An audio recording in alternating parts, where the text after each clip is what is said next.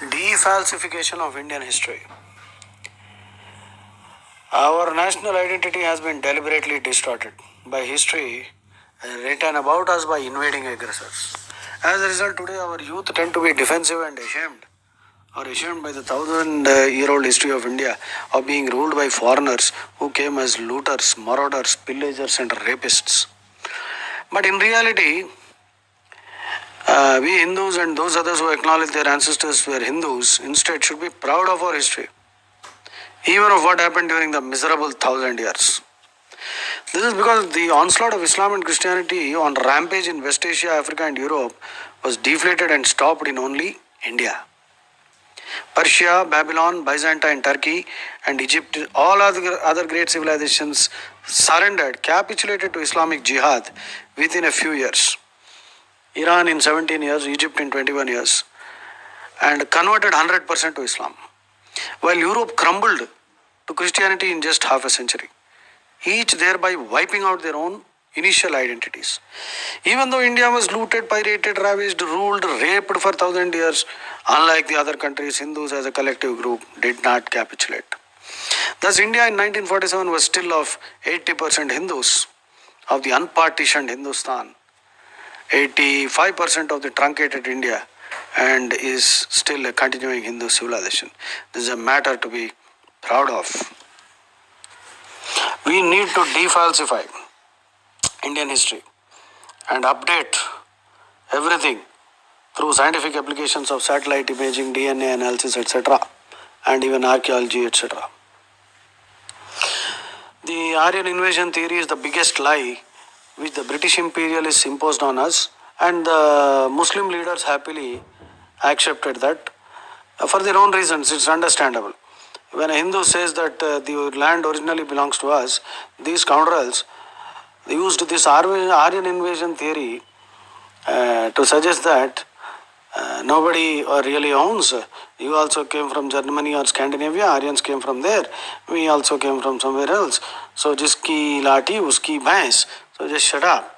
So, this was the whole purpose behind promoting and propagating this insidious lie of the Aryan invasion theory, which Ambedkar himself condemned. All these Ambedkarites, I do not know why they are not reading that. Ambedkar refuted very clearly the whole theory of the word Dravida actually means South India. Dravida Shishu, Adi Shankaracharya, in his Shastrarth with Mandana Mishra, called himself a Dravida Shishu, a child where three oceans meet, that is South India. This Aryan Dravidian theory is a deliberate distortion and a lie. The Vijayanagara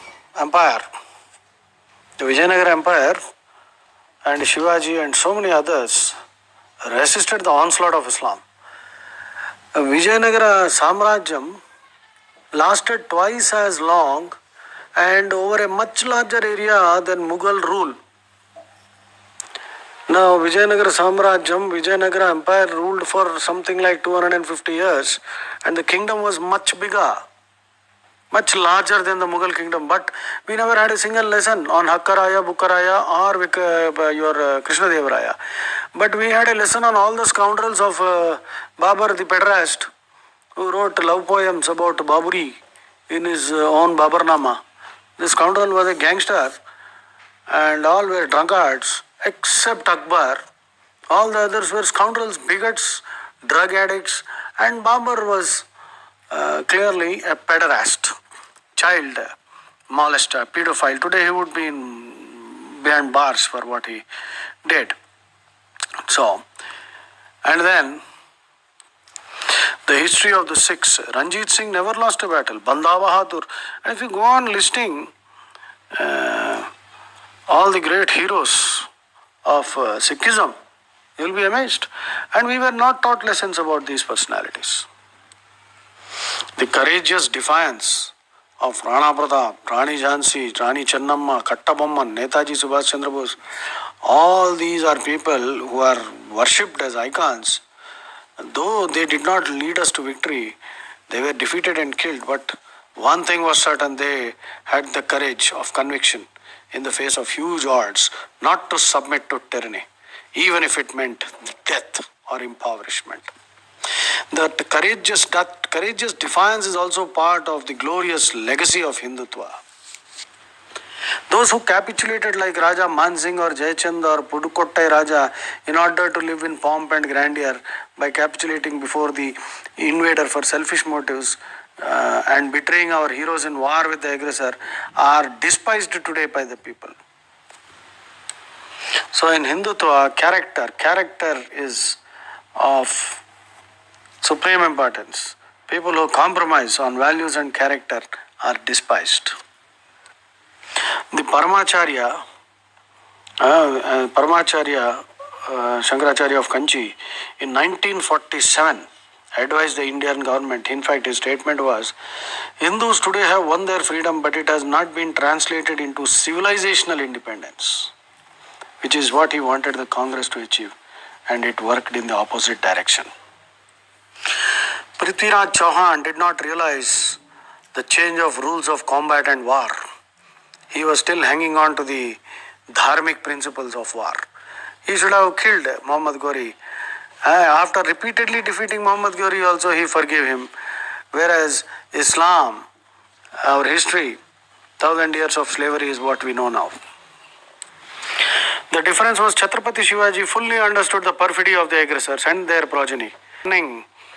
Games, Machiavellian, deceptive, dangerous jihadi games. And they have the media also on their side. Hindus therefore have to accordingly devise a new strategy for dealing with such perfidious sophistication. This Aryan theory has been thrown into the dustbin thanks to the modern research on DNA by several Indians and Europeans. I am not giving the names of all of them here. And Cambridge University, UK, Dr. Gyaneshwar Chobi of the University of Tartu in Estonia, and Dr. Thomas Kidisild of Cambridge University.